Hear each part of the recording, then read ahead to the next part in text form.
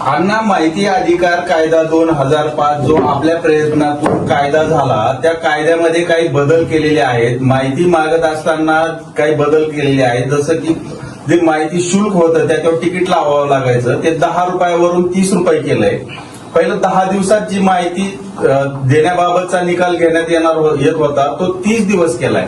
त्यासोबतच वरिष्ठ आता ठरवणार आहेत की ही माहिती द्यायची आहे का नाही. आपली अधिकारी ठरवणार की माहिती द्यायची लगेच का नाही द्यायची, माहिती अधिकारात मागवलेली माहिती. असे काही बदल केलेले आहेत. कसं पाहता तुम्ही या बदलाकडे? जे बदल केले हा दोष आहे. माहिती घेणं नागरिकांचा हक्कच आहे, तो मूलभूत हक्क आहे. त्यासाठी लढलो अनेक वर्ष. माहिती घेणं हा नागरिकांचा हक्क आहे, तो मालक आहे ना. आणि तुम्ही सर्व अधिकारी सेवक आहेत. मालकांना तुम्ही अशा आररावी करायला लागला किंवा त्यांना त्रास द्यावा लागला तर ती हुकुमशाही होईल, ती लोकशाही राहणार नाही. लोकशाहीला धोका आहे. म्हणून माहितीचा अधिकार हा मूलभूत हक्कच आहे. म्हणून आम्ही लढलो त्याच्यासाठी.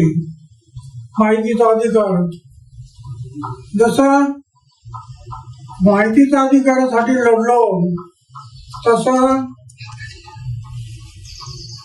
दप्तर दिरंगाई, एका टेबलवरचा पेपर दुसऱ्या टेबलवरती वेळेच्या आत गेला पाहिजे. दप्तर दिरंगाई, बदलांचा कायदा, हेच अधिकाऱ्यांसाठी जो अन्याय होत होता अधिकाऱ्यांवरती.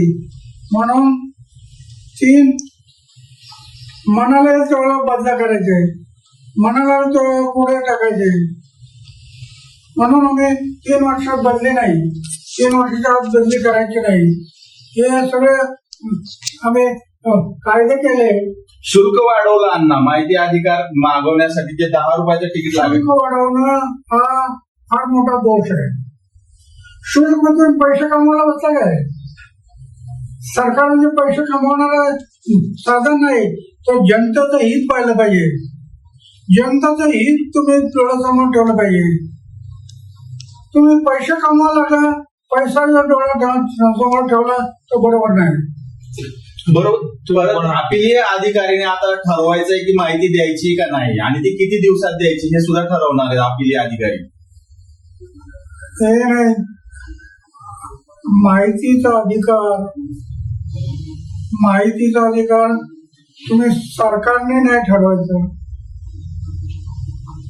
माहिती एकदा दिली,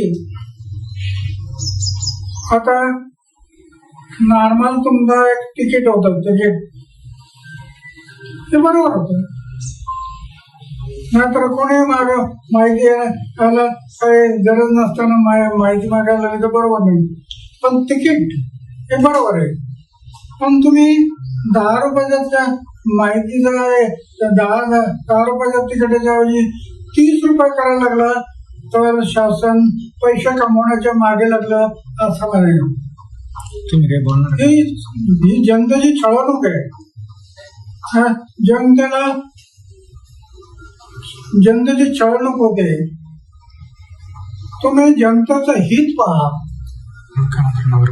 तुम्ही आणि त्याप्रमाणे तुम्ही मुख्यमंत्र्यांना काही पत्र किंवा काही बोलणार आहेत का? मुख्यमंत्री काय, आम्ही हे पाहू, त्याच्यात बदल नाही केला तर मुख्यमंत्र्यांच्या विरोधात सुद्धा आम्ही आंदोलन करू, उपोषणाला बसू. एक उपोषणाला माहितीच्या अधिकारासाठी केलं.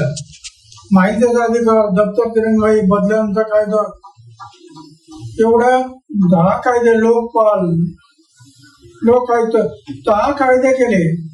ते जनतेच्या हितासाठी केले. सगळे जनतेचं हित. माझ्या आयुष्यात झोपण्याचा एक बिस्तर आहे, जेवणाचं ताट आहे, काही ठेवलं नाही. माझं बँक अकाउंट कुठं असतं माहित नाही. पुरा जीवन समाजाच्या सेवेसाठी लावलेलं आहे. आणि समाजाला अन्याय होत असेल तर पुन्हा एकदा उपोषण. याच्याशिवाय माझ्याकडे दुसरा पर्याय नाही. कारण माझ्याकडे काय कुठं मोठा संघटन नाही, कुठं काय नाही, पण उपोषण हा माझा मार्ग आहे. आणि मी आतापर्यंत एवढे उपोषण करत आलो, त्याच्यातून 10 कायदे केले. आता पुन्हा एकदा वेळ पाहिली तर वयाच्या 90व्या वर्षी पुन्हा एकदा उपोषण करण्याची वेळ आली तरी मी मागे घेणार नाही. जनतेच्या हितासाठी मी जीवन अर्पण केलं ना, जगेल ते समाजासाठी, देशासाठी, आणि मरेल ते समाज आणि देशासाठी. ते व्रत घेतलं मी.